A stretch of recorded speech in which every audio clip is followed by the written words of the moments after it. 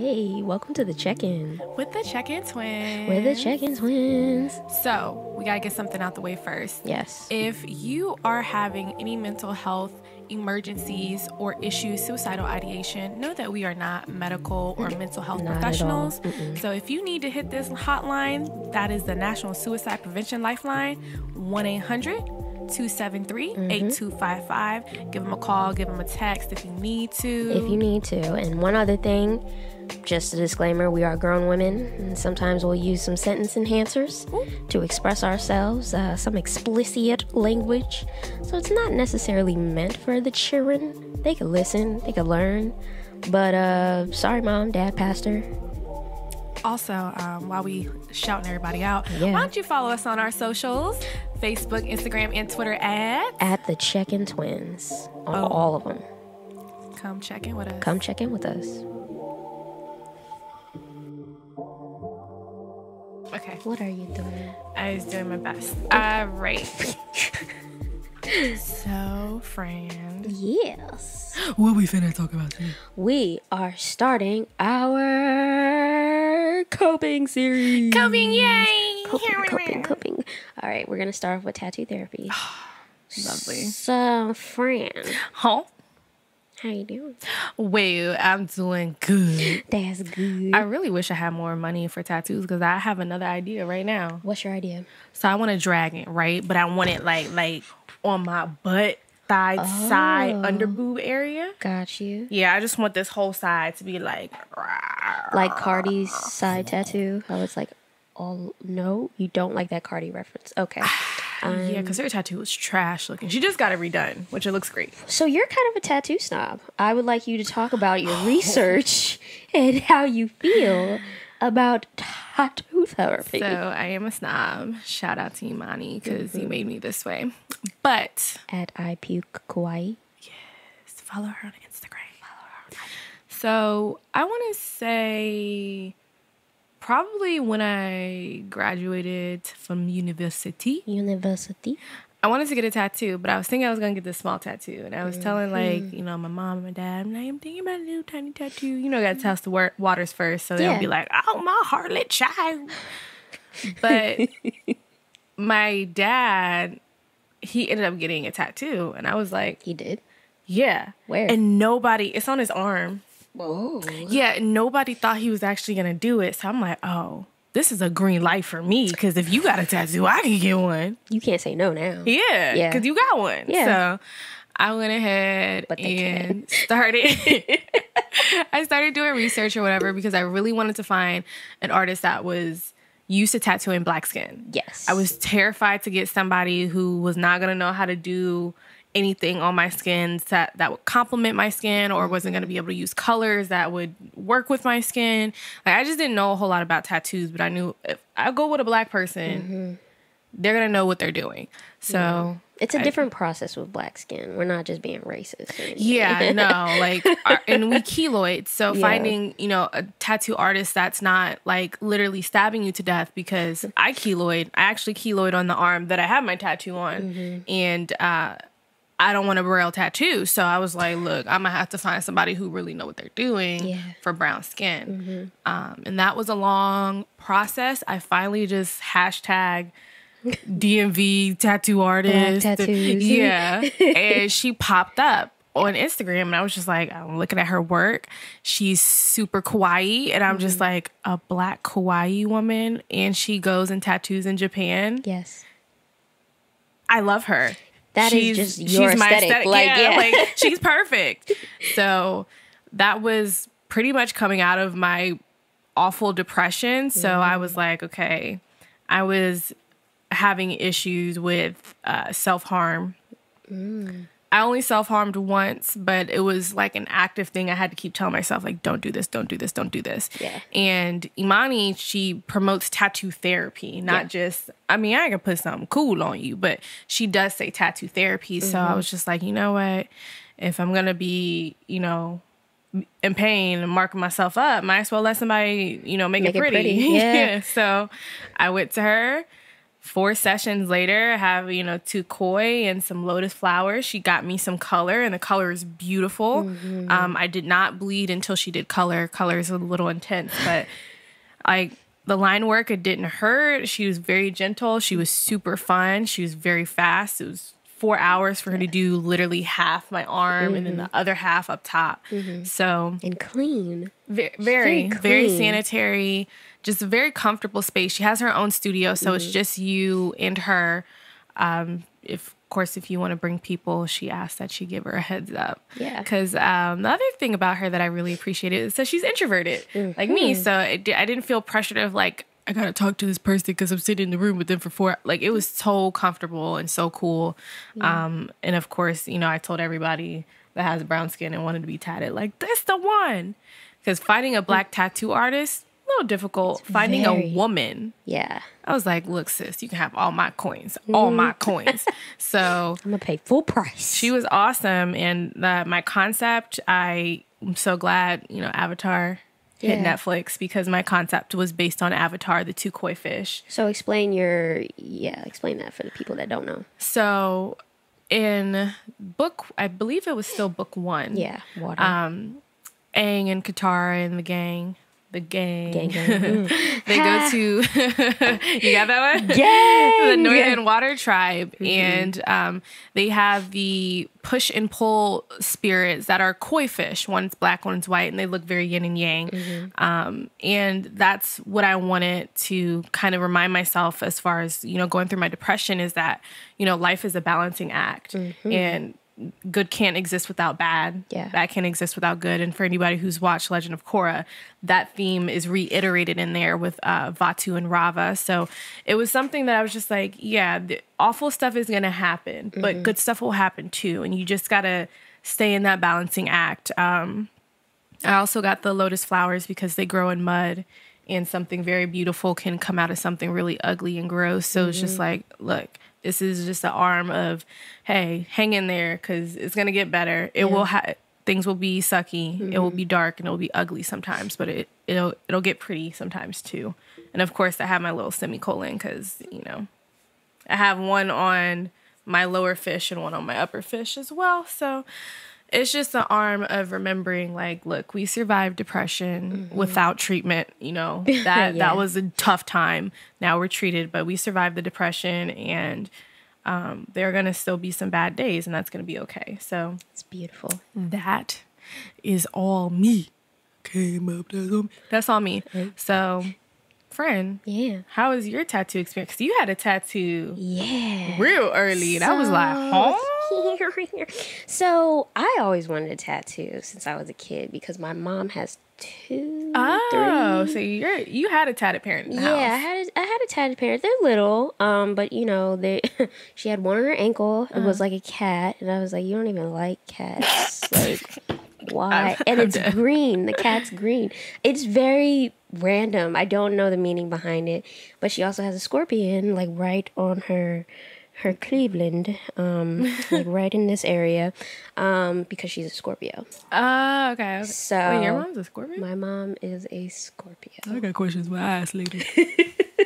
So I grew up seeing her tattoos, and I was like, I want one. And my dad was like, no, you can't get tattoos. If you get tatted, you can't get buried in a cemetery. And I'm just like, y'all Catholic? No. Okay. We're not. We're like, none of those things apply to us. Okay. I really think that's like a Jewish thing. I don't even think that's a Catholic thing. Oh, I assume Catholicism has a lot of rules. There are a lot of... It's with some religion that was never brought into my household. So he tried to scare me like that. He was like, oh, you're not going to be able to get buried. And I'm like, 10, like, I don't care. Like, I just want a tattoo. Now we want to be cremated. So we're just like, that's fine. Just want to burn because the earth is going to burn. Yeah. Like, anyway, so... my dad tried to talk me out of it. He tried to brainwash me. He tried to get me scared. He's like, oh, it's going to hurt you and blah, blah, blah, blah. You're going to get a disease because they're not clean. Oh, just all this other stuff to dissuade me from getting a tattoo. But I was intent on getting a tattoo. So I believe my first one I got when I was 17 because I still needed permission. Like, I needed consent from my parent. I don't think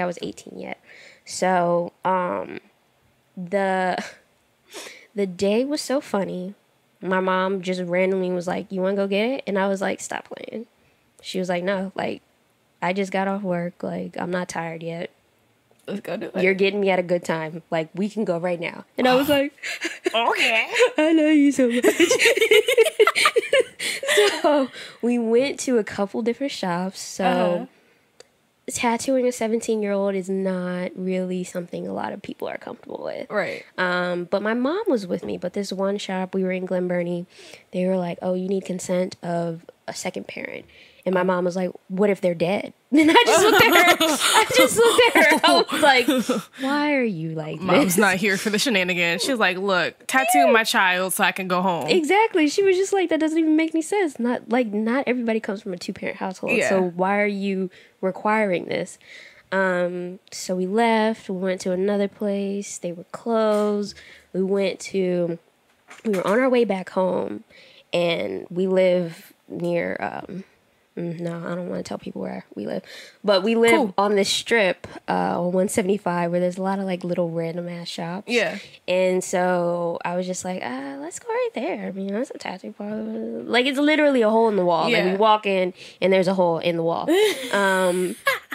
Would not be my first choice because they're closed now. I don't even remember the name. Was it? No, it's not Black Lotus because they're open. It was like some. I remember what you were talking about because I pass it all the time. They might have moved, but that location definitely got closed down very shortly after I got I think tatted. Black Lotus is what's there now. Oh, really? Yeah. Okay. Shout out to Black Lotus, gang.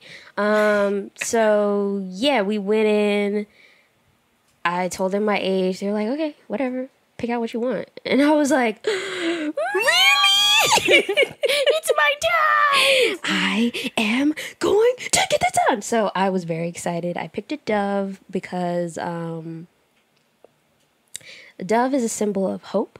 Yeah. So the Noah's Ark story, back in them biblical times, the dove went and retrieved the olive tree to show that there was like place for the ark to, land. There's land. Yeah, exactly. So Land ho. I wanted to have something with meaning. I was also going through a dark time. Like, I was 17. It was mostly my puberty monster, my hormone monster. But yeah, I just wanted something symbolic of like a positive, something to look forward to. Yeah. So I got a little dove. They traced it. It was pretty easy peasy. Like, it's small. It's like the size of like one of those like $50 coins. There's a little bit of bruising a couple years later. Like, it's a little raised. So the thing about tattooing black skin is you have a good tattoo if it's not raised. If it feels like Braille, that's a problem. Yeah. That's beginning to keloid. Exactly. Or if it's bleeding Or a if lot, it's bleeding. they Yeah. have probably gone too deep into your skin. Yeah. So I think at certain aspects of my dove, he dug a little too deep. Like the olive branch, it's just like it's Braille-ish. It's very touchy-feely. It's like, oh, I could feel what this is. Yeah. Like, yeah. So, Okay. but the rest of the dove is fine. I don't have any problems with it. Like, I might touch it up later on in my life, whatever. But that was my first experience. And I hid it for... I remember when you told me. I think I hid it for 2 or 3 months. Yeah. Most of the summer, I was able to hide it from my dad. And then I love this story. one day, randomly, family comes over. My pant leg comes up ever so slightly. And my cousin is like, she says, "Oh, what's that?" And I'm just like, "Huh?" And I look down. Huh? Yeah, I look down. And my tattoo is showing. And my dad sees it. And he's just like... He just goes silent, and he looks at me. He's like, "What is that?" Mind you, I hid this all summer. I was wearing pants all summer to hide this tattoo from my dad. That's a thing for you because you get hot. So I need everybody to understand. Her wearing pants for a whole summer, that is a sacrifice. And then towards the end, it had to be like August, September. it just got revealed, and I was it was a very awkward conversation. Like, my cousin left. She was like, "Oh, I guess I gotta go now. I'm gonna leave you guys." So she aired you out and was like, "Oh, okay, I'm out of here." She sure did. She aired me out, and she left, and we had this awkward family conversation. And he was like, "What? You went and did that without my permission?" And I was like, "I got permission from another parent." So it's technically legal. And he's like, "I can't believe you did this, blah, blah, blah." And it turned into this, like, it was a tense moment that turned into a funny conversation. Mm-hmm. And my dad started talking about, like, all the stuff he was peer pressured into doing. And I was like, I wasn't peer pressured. Like, I've been wanting this. Yeah. This is all me. This was all my idea. And he got over it eventually. See, dads take it, like, the hardest. Yeah. Because when my dad saw the start of a sleeve, he was just like, "You said you were getting something small." And I was like, "I changed my mind." Yep. Surprise. And I took my car for an oil change last weekend, and the shuttle driver was complimenting the tattoo. I was like, "Thanks, bro. You cool. Yeah. And he was like, "Oh, yeah, I'm thinking about it." I was like, "Do you have any tattoos?" He was like, "No." I was like, "Oh, well, if you need somebody, let me know, because I know somebody good." And he was like, "Yeah, you got more than that?" I was like, "I don't know. This is my first one." He was like, "Your first tattoo was a sleeve?" Yes. Extra. Yes, it was. Extra. Yeah, mine. And Monty was like, go hard or go home. And I was like, go hard. So that's my selection. You got your sleeve, and I was like, let me slide in your tattoo artist DM. Yeah. And I got my second one, which is the lotus flowers and a semicolon as the root. We are such twins. Yeah. And that wasn't planned at all. No, it wasn't. That wasn't planned. So the lotus flowers, same meaning, something beautiful growing out of, disgusting, hard, tumultuous times. It was her idea to put the two different lotus flowers. So there's an Egyptian lotus flower and like a little lily lotus, like the regular ones that you see. And then my semicolon root, I always wanted a semicolon tattoo. And for those that don't know, semicolon tattoos are just like a suicide awareness tattoo where it signifies that you keep going. Yeah, like, your story doesn't have to end. Your story doesn't have to end with a period. You could keep going. Yeah. So I always wanted to incorporate a semicolon into some type of like concept tattoo. And just looking through Pinterest, I was like, oh, well, people put it at the root of like certain plants. Like, that's kind of interesting. Or like if it was, those basic like doves, they bursting into like I was looking at, they're pretty, but it's basic. It's like, the woods on somebody's ankle. That's when my mom was looking at some basic ones. I was like, baby, we don't do basic up in here. We're gonna have to help. Yeah. But like there are some ideas that incorporate a semicolon, and it looks pretty cool. Yeah. So I brought it to Amani's attention at IPU Kauai, and she was like, "Oh, what's wrong with you?" And I was like, the huge depression, anxiety. She was like, "True, I got a semicolon too." It was like a suicide pact with me and my sister, and I was like, "Bet, I'm so happy I choose you." But she was it was such a great experience. Like, her apprentice was in the shop. They played music. They were very, like, she gave me breaks. She, like, sanitized everything. She told me what she was about to do before she did it. And it was just a pleasant experience. Like, I'm looking forward for my next tattoo from her. Same here. Yeah. She's awesome. And even because it was my first time getting a tattoo at all. And she had the needle. She's like, "Is it your first time?" I was like, "Yeah." She was like, "Okay, I'm just gonna do some lines." I was like, "Oh, okay." And she did. I was like, "Oh, okay, cool." Yeah, that works. All right, yeah, go ahead. Do you feel like it helped? It was a good coping mechanism for you with your depression and your tattoo? I felt like it's a phenomenal coping mechanism because there's things in your brain that are like, "Oh, you should punish yourself and feel hurt and pain," and That's true. This is really an efficient way to be like, look, I'm gonna feel pain, but this is the healthy way to do this. It's a beautiful pain. It's like the same thing with people who go to the gym and like are gym rats, and I mean that in a very lovely way. This is what they do, you know, they put their body through extreme stress. Mm-hmm. And yes, sometimes it hurts and it sucks and they're super sore the next day, but it, you know, makes them feel better. Yeah, you're releasing endorphins and it's good. So, and then having, you know, a reminder, like, I'll never forget my first tattoo. Most people don't. I'll never forget my first tattoo experience. Yeah. And what this arm means to me now is just like, okay, I see this every single day and I go, all right, yes, I am depressy and I'm going to take a depressy nap, but I will be okay. This too shall pass. Yes. Yes. So your dragon, what is that going to signify for you? Nothing. It's just cool.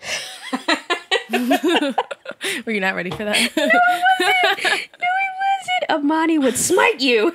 Everything has to have a meaning. It means that inside of my heart is a dragon that doesn't kill, but is very nice. And it is a being that seems like it's not real, but it's real if you believe in your heart. This dragon sounds like a bitch. Wow, so rude. I want a phoenix, and the phoenix is going to be a devourer of souls, and it will. Okay, so my friendly dragon, and you're aggressive, violent phoenix. Yes, eat souls, phoenix. Yes, my dragon's gonna be majestic and beautiful, and it's like, don't get too close because you know they still breathe fire, but they kind of will leave you alone. Yeah, I don't know if my phoenix is going to be. I don't know if I want one already bursting into flames. Get it on your forehead. No? That's, like, I know I got a big forehead, but, like, that might be a lot for people. It might be like, whoa, she coming out me forehead first with a phoenix. Forehead first! It might be a lot. It might be a lot. Okay, all right. Yeah. On your neck, just, like, right here. Just right here? Yeah. But, like, bursting into flames? Yeah. Like, I really want my phoenix to look dramatic AF. Yeah. Like... That's why I want my dragon. I want him to be, like, swirling. Like, but he's want, be like, a friendly dragon, like though. a Shenron type dragon. Like, hey, you gathered the Dragon Balls. What are your wishes? Yes. That's what I want. That's what I want. But I want him to be blue because I like blue. And blue looks really good on my skin. Look at this blue. It looks good. It looks all glittery and pretty. It does. But a blue friendly dragon? Like how... Like Studio Ghibli? I was going to say House Moving Castle. No, Spirited Away. Spirited Away. Oh, okay. Blue Dragon. Yeah, you're right. See, it's all thing. I smell what you're stepping in. Okay. Okay, I got you. But I want to say we're gonna tag. We're gonna tag Amani. Yes. She's dope. She is. She's worth the money, you know. Don't be asking her for discounts. Yeah, don't come at her sideways. Don't do because that. if you come at her sideways, do not say we sent you. She's spicy. She is spicy. She'll be like, "Oh, the check-in twist said what? Oh, okay." And then I'm gonna have to be like, I don't know who those people are. I never met them. Talked about you. They are a face stealer. I never added you. I just don't even respect those people who would say such silliness to people who would come at you sideways. Yeah, no. Who are they? Who are they? Block them, honestly.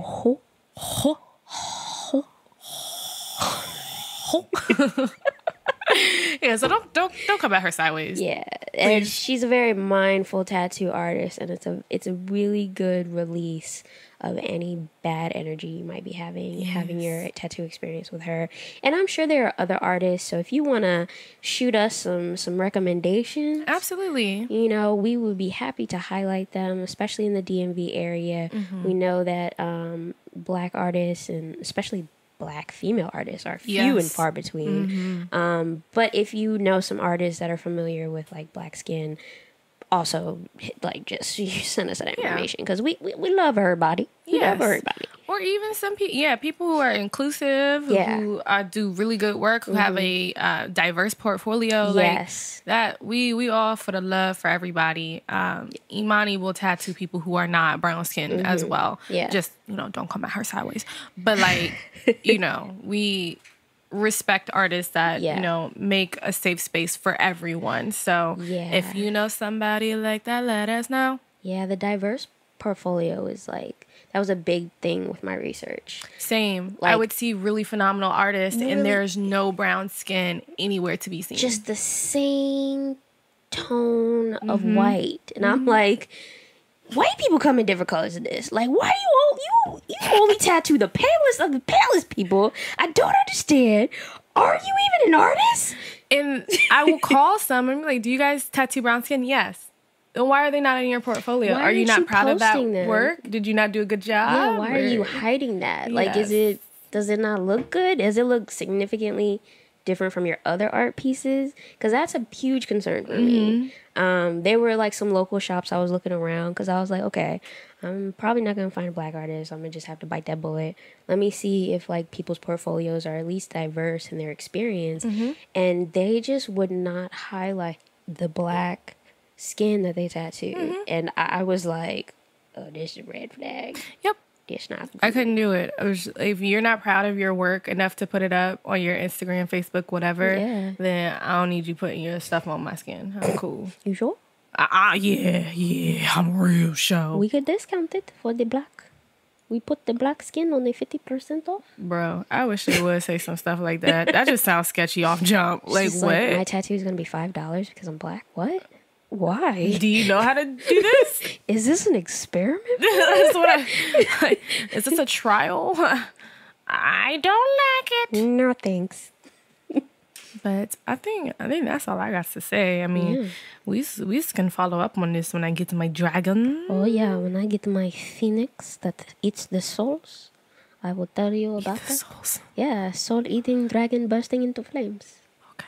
Comrade, Comrade. that is what I like. That is what I... Alright, we're gonna jump into the next segment.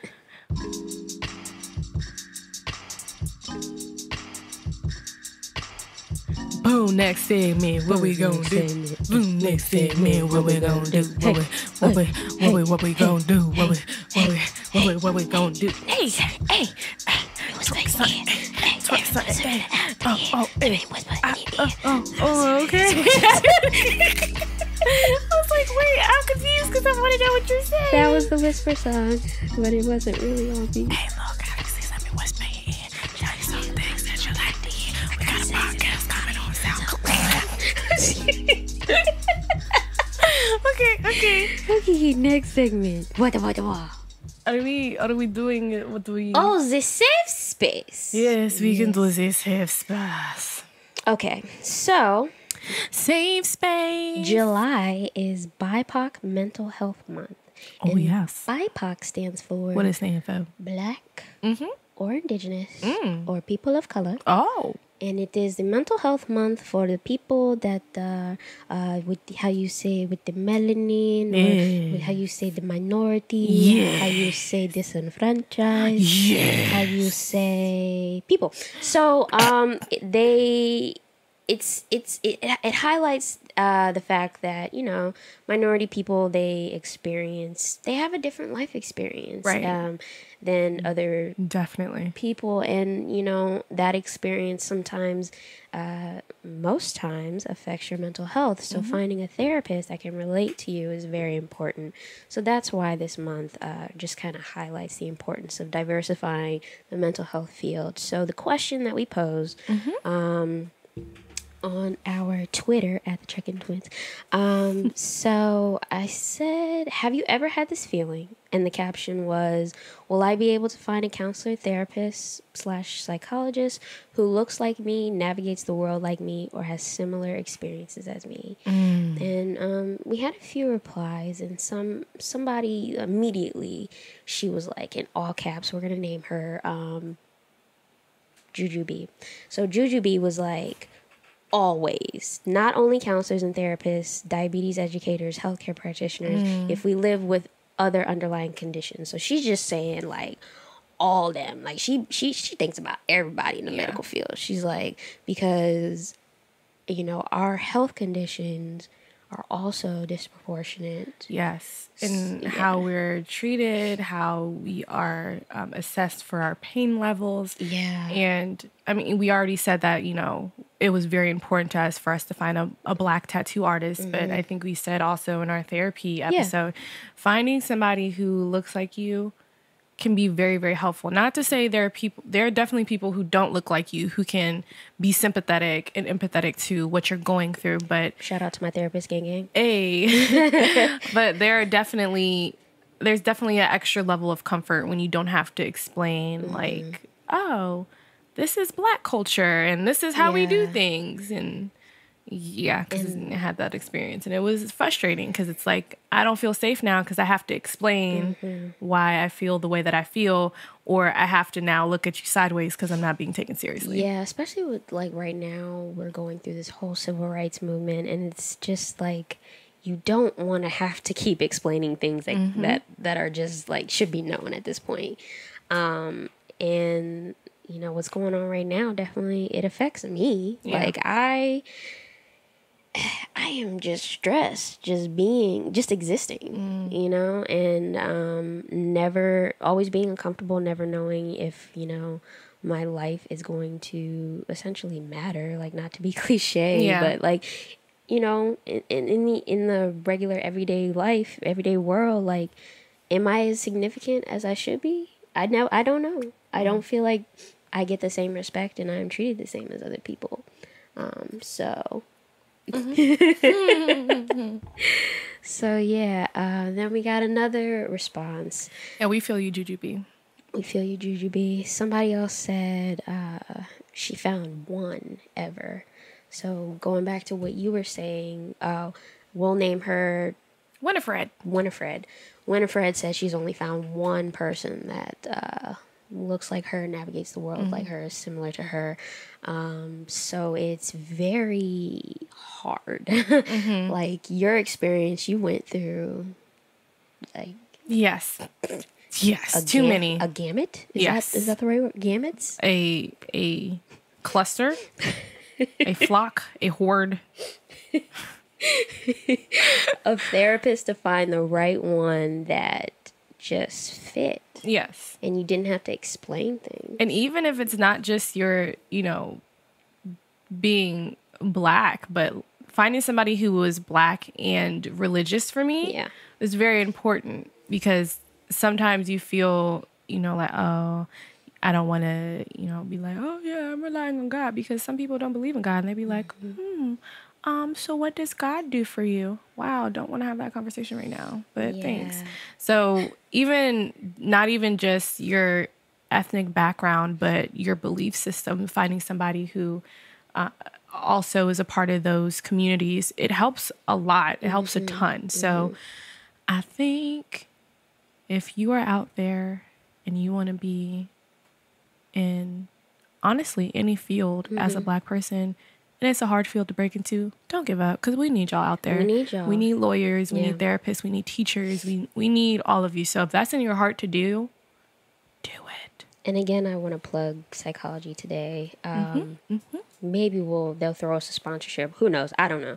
But that is where I did a lot of my research to find the right match. And, you know, my therapist is a wonderful white woman. I love her to death. She's just woke. She's the bee's knees. She's aware. She's the bee's knees. She's just like, girl, I got you. Yes. You don't have to worry about me. And I'm like, I love you. You're so amazing. It's been so long. But yeah, so happy BIPOC Mental Health Month. Yes. And if you guys have any suggestions on your resources that you've used, some of your coping techniques that you use, slide into the DMs, email us, you know, follow us at the Check-In Twins. At the Check-In Twins. At the Check-In Twins. But we gonna, before we slide out on you, we gonna give you this trigger warning. Trigger warning. Trigger warning. Trigger warning. So, next episode, we're gonna talk about alcohol. Yeah, in our part 2 for coping series. Yes, so stay tuned for some funny, really sad, really funny, really wild, like we done been through some things, stories. And we'll discuss that, so. I am ashamed. Girl. I'm already putting my shame hat on. I'm ashamed every year because you know what I say every year. But I'm gonna save it till next time. Next time. All right. We'll see you next week for Beautiful Galaxies. Beautiful galaxies. Be kind to yourself. Be kind to wait. What? Life. Oh, I I forgot. was like, dang, you've been living good then. She been good to you. Oh, no? Okay. No, life's still a bitch. You, All right. you blocked her out. Yeah, I did. Remember, life's a bitch, and she doesn't know how to tattoo properly. Yeah, and she closes down her shop. It doesn't tell you. Yeah, and disappears. She ghosts you. Yeah.